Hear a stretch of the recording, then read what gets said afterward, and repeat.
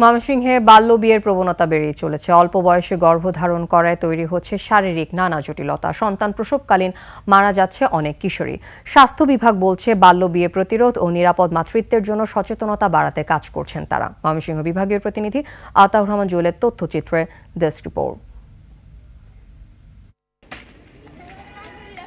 ময়মনসিংহ নগরীর পুরনো ব্রহ্মপুত্র পাড়ের থানাঘাট বস্তির ১১ বছরের কিশোরী রিয়া আক্তার। তার জন্মের পরপরই মা রনি আক্তার মারা যান।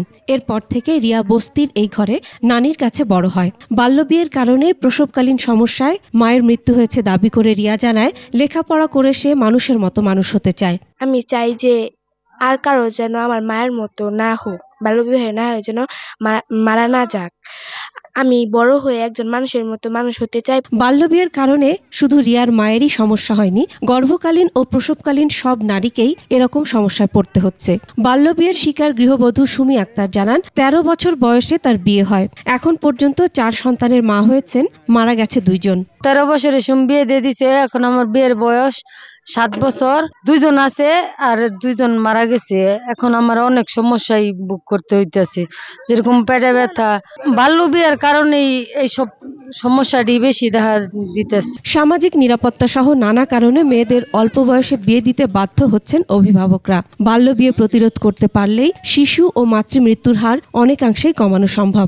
আমরা পরিবেশ ভালো না, এই কারণে আমরা ইজ্জত সম্মান গণ্যা মেয়েগুলো অল্প বয়সে বিয়ে দেয়। অল্প বয়সে বিয়ে দেওয়ার পরে দেখা গেছে নানান রকমের রোগ দেখা যায়। এখানে আপনার তেমন নিরাপত্তা নাই, তখন এই কারণে বাল্যবিবাহ দেয়া দেয়।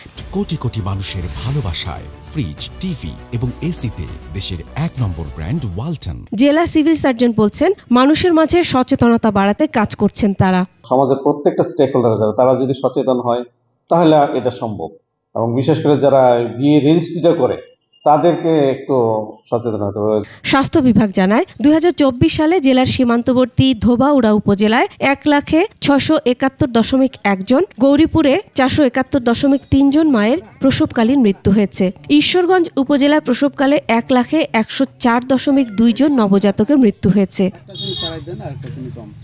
Masum আলিসা, desk report, ২১ television.